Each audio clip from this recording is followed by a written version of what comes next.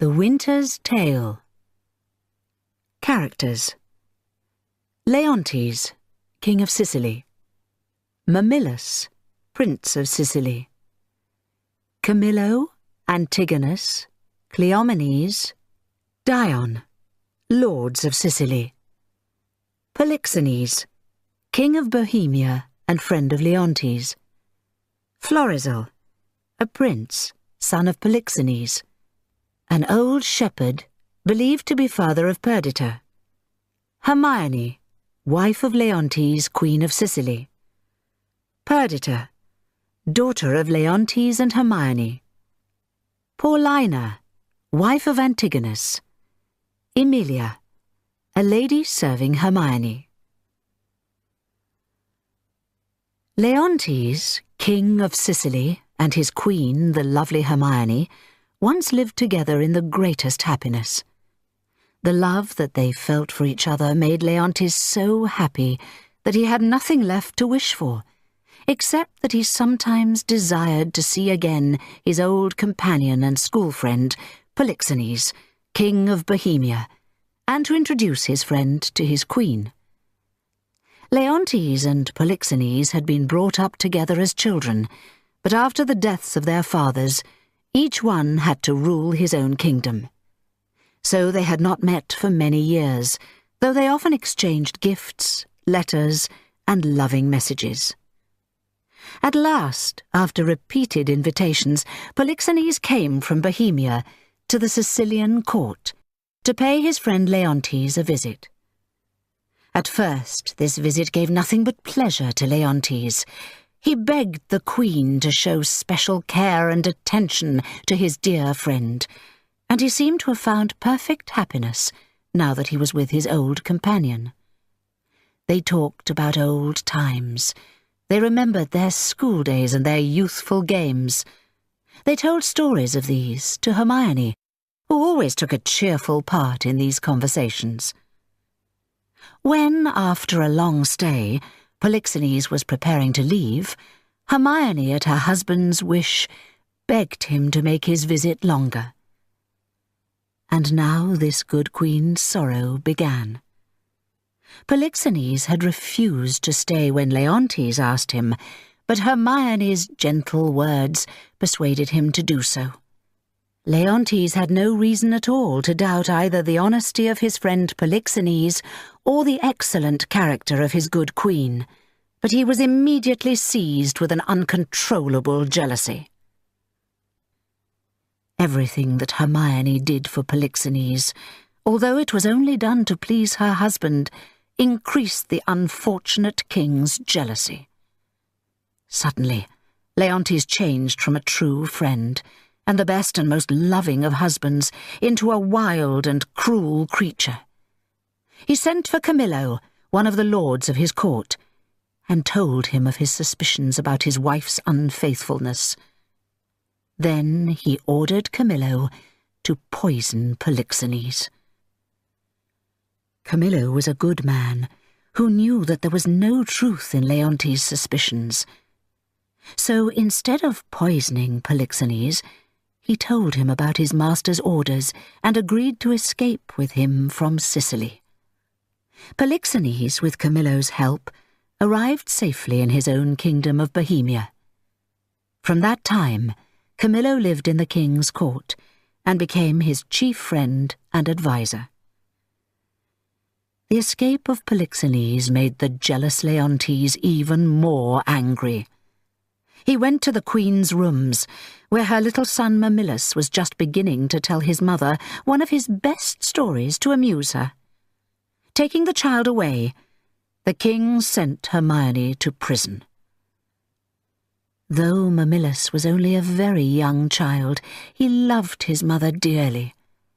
When he saw her treated so badly and realized that she had been taken away from him, he became very unhappy.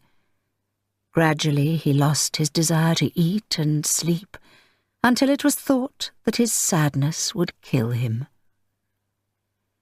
When the king had sent his queen to prison, he commanded Cleomenes and Dion, two Sicilian lords, to go to Delphos and ask the oracle at the temple of Apollo if his queen had been unfaithful to him. After Hermione had been in prison for a short time, she gave birth to a daughter. The poor lady was comforted by the sight of her pretty baby, and she said to it, "My poor little prisoner, I have done as little wrong as you have." Hermione had a kind friend, Paulina, who was the wife of Antigonus, another Sicilian lord. When Paulina heard that the queen had given birth to a child, she went to the prison where Hermione was kept, and said to Emilia, a lady who served Hermione, "I pray you, Emilia, tell the good queen that if she will trust me with her baby, I will carry it to the king, its father. His heart may soften when he sees his little child." "My lady," replied Emilia, "I will tell the queen of your offer. She was wishing today that she had a friend who would dare to show the child to the king." "And tell her," said Paulina, "that I will speak to Leontes in her defence." "May God reward you," said Emilia, "for your kindness to our gentle queen." Emilia then went to Hermione, who joyfully gave her baby into Paulina's care. Paulina took the child and forced her way into the presence of the king, although her husband Antigonus, who feared the king's anger, tried to prevent her. She laid the baby at its father's feet, and made a noble speech to the king in defence of Hermione. She criticized him for his cruelty and begged him to have pity on his wife and child, who had done no wrong. But Paulina's words only increased Leontes' anger, and he ordered Antigonus to take her away. When Paulina went away, she left the little baby at its father's feet. She thought that when he was alone with it, he would look at it and feel pity for it. The good Paulina was wrong. As soon as she left, the cruel father ordered Antigonus to take the child out to sea and leave it on some empty shore to die. Antigonus was not like the good Camillo. He obeyed the orders of Leontes too well. He immediately carried the child on board a ship and sailed out to sea, intending to leave it on the first lonely shore that he could find.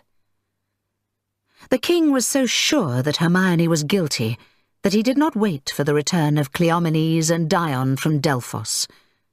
While the queen was still weak and miserable at losing her much-loved baby, she was brought before all the lords and nobles of his court for a public trial. When that unhappy lady was standing in front of them as a prisoner to receive their judgment, Cleomenes and Dion entered. They told the king that they had the oracle's answer. Leontes commanded that the words of the oracle should be read aloud, and these were the words. "Hermione is not guilty. Polixenes blameless. Camillo a true servant. Leontes a jealous and cruel king. And Leontes shall live without an heir unless that which was lost is found." The king refused to believe the words of the oracle. He said that the message was a lie invented by the queen's friends, and he asked the judge to continue with the case against the queen. But while he was speaking, a man entered and told him that Prince Mamillus had died of grief and shame, hearing that his mother was being tried for her life. When Hermione heard about the death of this dear, loving child, who had lost his life because of his grief at her misfortune, she fainted. Leontes himself was made miserable by the news, and began to feel pity for his unhappy queen. He ordered Paulina to take her away and help her. Paulina soon returned, and told the king that Hermione was dead. When Leontes heard that the queen was dead, he felt deeply sorry for all his cruelty to her. Now that he thought his treatment of her had broken Hermione's heart, he no longer believed that she was guilty. He also thought that the words of the oracle were true. He realized that, unless that which was lost is found, which he believed to be his young daughter, he would be without an heir now that the young Prince Mamillus was dead. He was prepared to give his kingdom to get his lost daughter back. With such sad thoughts as these, Leontes passed many years in grief and sorrow. The ship in which Antigonus had carried the baby princess out to sea was driven by a storm onto the coast of Bohemia, the kingdom of the good King Polixenes. Here Antigonus landed, and here he left the little baby. Antigonus never returned to Sicily to tell Leontes where he had left his daughter, because as he was going back to the ship, a bear came out of the woods and tore him to pieces. The baby was dressed in rich clothes and jewels, since Hermione had made her look very fine when she sent her to Leontes. Antigonus had tied a piece of paper to her coat, on which he had written the name Perdita, and words which indirectly suggested her noble birth and misfortune. The poor baby was found by a shepherd. He was a kind man, and he carried little Perdita home to his wife, who nursed her lovingly. But the shepherd was poor, and so, in order to hide the rich prize which he had found, he left that part of the country. Then, with some of Perdita's jewels, he bought large numbers of sheep and became wealthy. He brought up Perdita as his own child, and she did not know that she was not, in fact, a shepherd's daughter. Little Perdita grew up to be a lovely girl. She had no better education than that of a shepherd's daughter, but the noble qualities she had got from her royal mother shone through so clearly that no one would have known she had not been brought up in King Leontes' court. Polixenes had an only son, whose name was Florizel. One day, as this young prince was hunting near the shepherd's home, he saw the girl who was said to be the old man's daughter, and her beauty and noble manner made him fall in love with her immediately. Soon, under the name of Doricles, and dressed as a private gentleman, he became a frequent visitor to the old shepherd's house. Florizel's absences from court made Polixenes anxious, so he ordered people to watch his son, and he soon discovered Florizel's love for the shepherd's fair daughter. Polixenes then sent for Camillo, the same faithful Camillo who had kept him safe from the anger of Leontes, and asked him to go with him to the shepherd's house. Both Polixenes and Camillo changed their appearances so that they would not be recognized, and arrived at the shepherd's house just as a feast was taking place. Though they were strangers, every guest was made welcome at such a time, and they were invited to walk in and join the celebrations. Everyone was happy and joyful. Tables were full of things to eat and drink, and young men and girls were dancing on the grass in front of the house.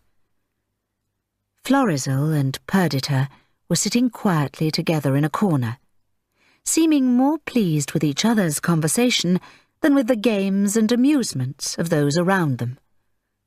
The king, knowing that he could not be recognized, went near enough to hear their conversation, and was surprised by the simple but graceful manner in which Perdita talked to his son. "This is the prettiest low-born girl I have ever seen," he said to Camillo. "Everything she does or says seems too noble for this place." Then the king turned to the old shepherd and said, "Tell me, my good friend, who is that young man talking with your daughter?" "They call him Doricles," replied the shepherd. "He says he loves my daughter, and to tell the truth, it is difficult to know which loves the other best.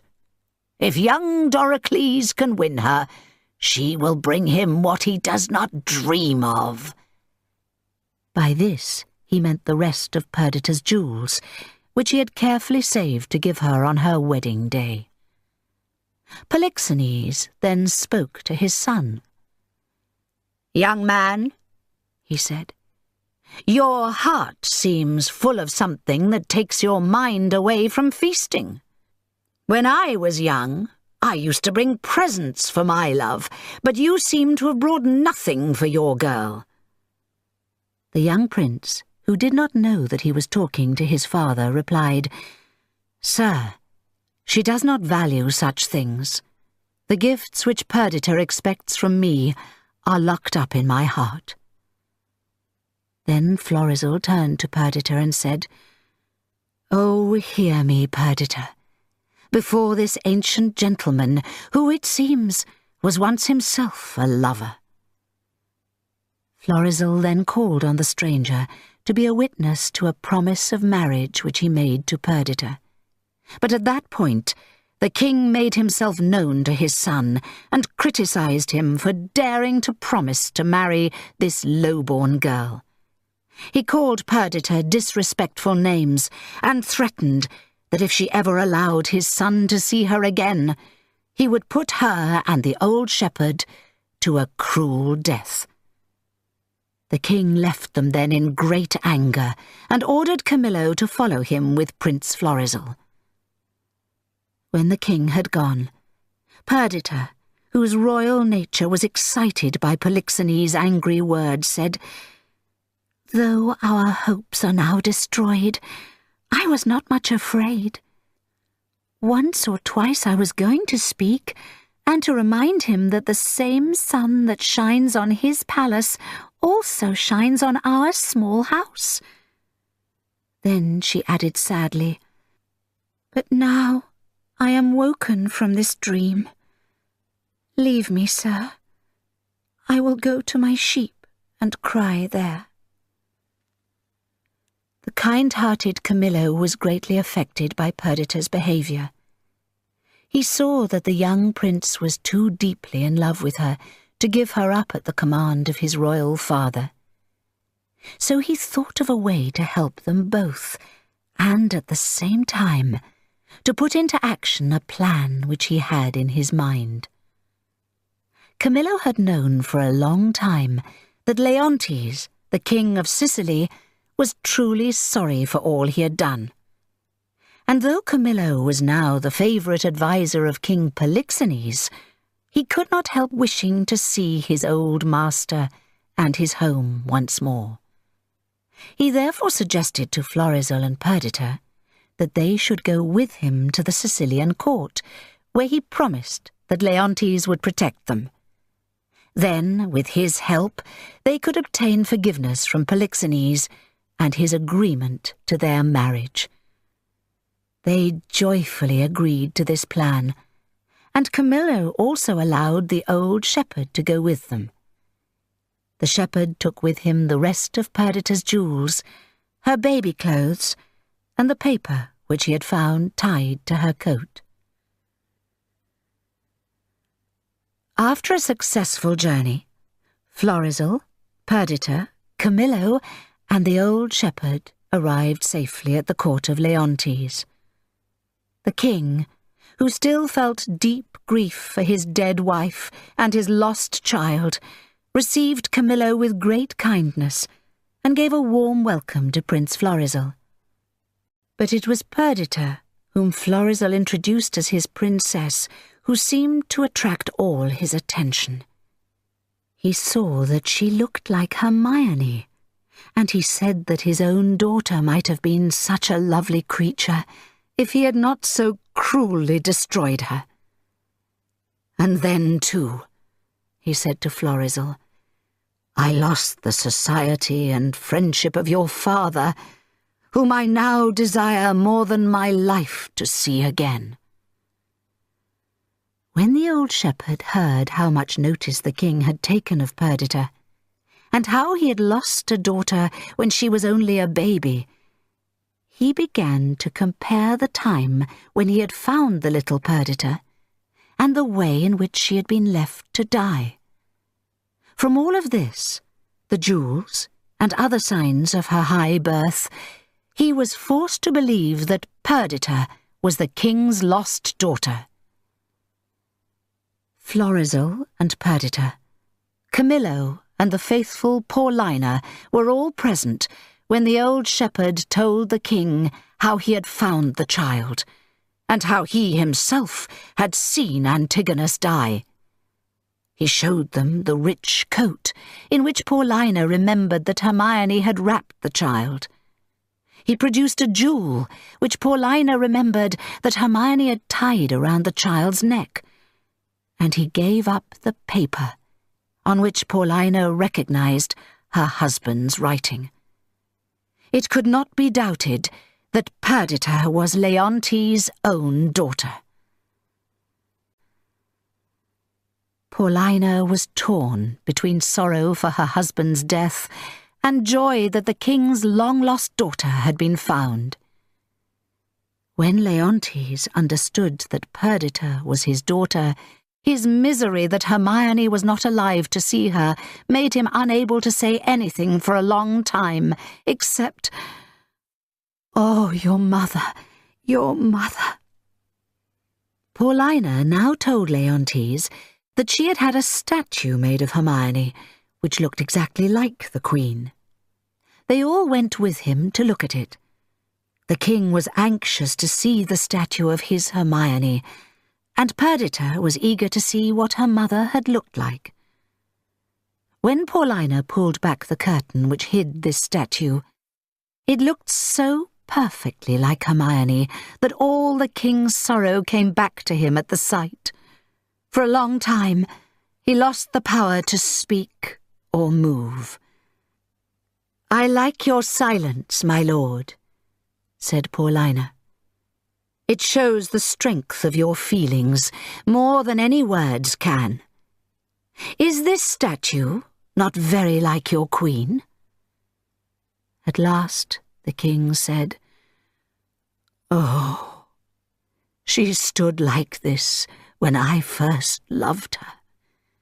But Paulina, Hermione was not as old as this statue looks." "Then the man who made the statue is a great artist," Paulina replied, "since he has made Hermione as she would have looked if she were living now. But let me pull the curtain, sir, in case soon you think it moves."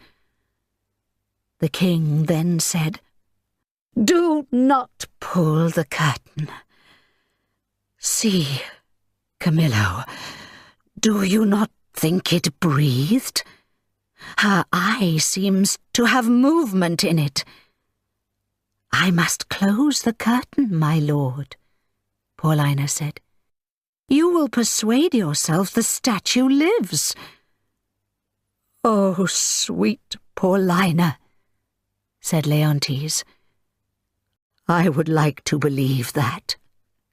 But what instrument can cut breath from stone? Let no man laugh at me, for I am going to kiss her." "Stop, my lord," said Paulina. "The red on her lips is wet. You will mark your own with paint. Shall I close the curtain?" "No, not for 20 years, said Leontes. All this time, Perdita had been kneeling and looking in silent admiration at the statue of her mother. Now she said, "And I could stay here for just as long, looking at my dear mother." "Either let me close the curtain," said Paulina to Leontes, "or prepare yourself for another surprise. I can make the statue move from where it stands and take you by the hand. But then you will think that I am helped by some evil powers, which I am not. I am happy to watch what you can make her do, said Leontes. It is as easy to make her speak as move. Paulina then ordered some slow music to be played, and to everyone's surprise, the statue came down and threw its arms around Leontes' neck. The statue then began to speak, praying for her husband and her child, the newly found Perdita. It was not surprising that the statue hung on Leontes' neck and prayed for her husband and her child, because the statue was actually Hermione herself, the real and living queen. Paulina had falsely reported to the king that Hermione was dead, thinking that it was the only way to save her life. Ever since then, Hermione had lived with the good Paulina. She had not wanted Leontes to know that she was alive until she heard that Perdita had been found. Although she had forgiven the wrong that Leontes had done to her, she could not forgive his cruelty to his own baby daughter. With his dead queen returned to life, and his lost daughter found, Leontes could hardly bear the greatness of his own happiness. Nothing but warm words and loving speeches were heard on all sides. The happy parents thanked Prince Florizel for loving their daughter when she had seemed to be of such low birth, and they thanked the good old shepherd for looking after their child. Camillo and Paulina were filled with joy, because they had lived to see such a satisfactory end to all their faithful services. And to complete this strange and unexpected joy, King Polixenes himself now entered the palace. When Polixenes had first missed his son and Camillo, he had guessed that Camillo might have returned to Sicily. Following as quickly as he could, he arrived by chance at this, the happiest moment of Leontes' life. Polixenes joined in the general joy. He forgave his friend Leontes for his unfair jealousy, and they loved each other again with all the warmth of their early friendship. And now, of course, he was quite ready to agree to his son's marriage to Perdita, the future Queen of Sicily. So Hermione was rewarded for her long period of suffering. That excellent lady lived for many years with her Leontes and her Perdita, the happiest of mothers and of queens.